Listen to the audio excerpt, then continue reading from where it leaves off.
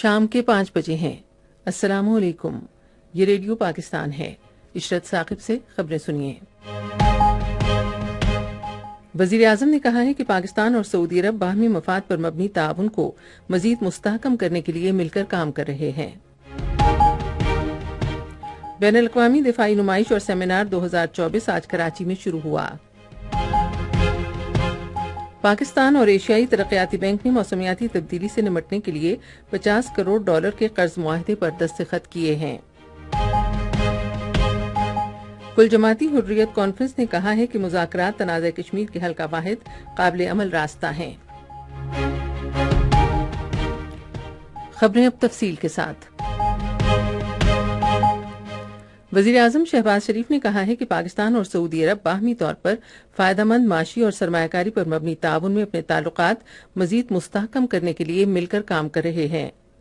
انہوں نے آج اسلام آباد میں سعودی نائب وزیر داخلہ ناصر بن عبدالعزیز الداؤد سے گفتگو کرتے ہوئے پاکستان میں $2.80 کروڑ کی سعودی سرمایہ کاری سے متعلق مفاہمت کی یادداشتوں پر عمل درآمد پر اطمینان ظاہر کیا۔ دونوں ملکوں کے درمیان تاریخی برادرانہ تعلقات کا حوالہ دیتے ہوئے شہباز شریف نے ہمیشہ پاکستان کی حمایت کرنے پر سعودی قیادت اور حکومت کا شکریہ ادا کیا۔ پاکستان میں امریکی سفیر ڈونلڈ بلوم نے آج اسلام آباد میں نائب وزیر اعظم اور وزیر خارجہ اسحاق ڈار سے ملاقات کی اور باہمی دلچسپی کے دو طرفہ امور پر تبادلہ خیال کیا۔ وزیر دفاع خواجہ محمد آصف نے دفاعی شعبے کی کارکردگی، دفاعی پیداوار اور برآمدات کا حجم بڑھانے کے لیے سرکاری اور نجی شعبے کے درمیان اشتراک عمل پر زور دیا ہے۔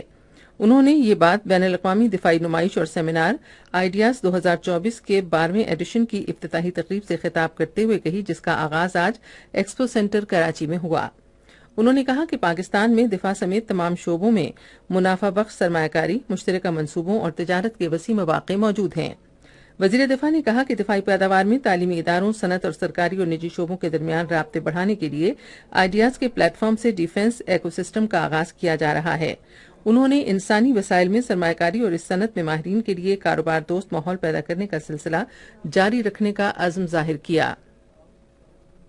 پاکستان اور ایشیائی ترقیاتی بینک نے آج موسمیاتی تبدیلی اور قدرتی آفات سے نمٹنے کی صلاحیت بڑھانے کے پروگرام کے حوالے سے $50 کروڑ کے قرض کے ایک تاریخی معاہدے پر دستخط کیے ہیں۔ سیکریٹری وزارت اقتصادی امور ڈاکٹر کاظم نیاز اور country director Pakistan resident mission ایشیائی ترقیاتی بینک MFN نے آج اسلام آباد میں ایک تقریب میں معاہدے پر دستخط کیے۔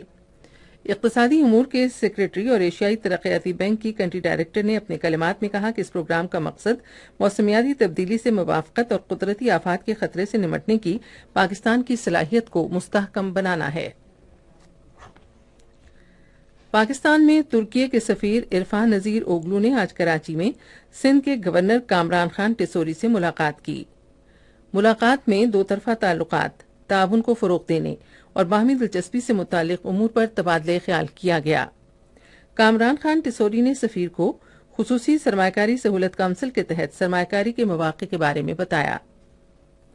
گورنر نے کہا کہ پاکستان اور ترکی کے درمیان مضبوط دو طرفہ اور تجارتی تعلقات ہیں اور کراچی سرکولر ریلوے اور صوبے کے کانکنی کے شعبے میں سرمایہ کاری کی وسیع گنجائش موجود ہے۔ انہوں نے کراچی میں آئیڈیاز نمائش میں ترکی کی بھرپور شرکت کو سراہا۔ ترکی کے سفیر نے کہا کہ دونوں برادر ملکوں کے درمیان دو طرفہ تعلقات کو مزید مستحکم کیا جائے گا۔ کل جماعتی حریت کانفرنس کے سینئر رہنما میر وائز عمر فاروق نے کہا ہے کہ بات چیت ہی مسئلہ کشمیر کے حل کا واحد قابل عمل راستہ ہے۔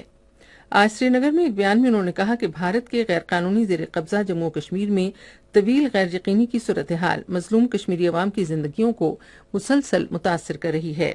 انہوں نے بھارت پر زور دیا کہ وہ لائن آف کنٹرول کے آر پار تجارت اور بس سروسز پر پابندی جیسے اقدامات پر نظر ثانی کرے اور انہیں پاکستان اور بھارت کے درمیان اعتماد سازی کے اقدامات کے لیے ناگزیر قرار دیا۔ اس کے ساتھ ہی اب تک کی خبریں ختم ہوئیں۔ مزید خبروں اور تجزیوں کے لیے ہماری ویب سائٹ ہے radio.gov.pk اور آپ فیس بک کے link radio Pakistan news official پر براہ راست ویڈیو سٹریمنگ بھی ملاحظہ کر سکتے ہیں۔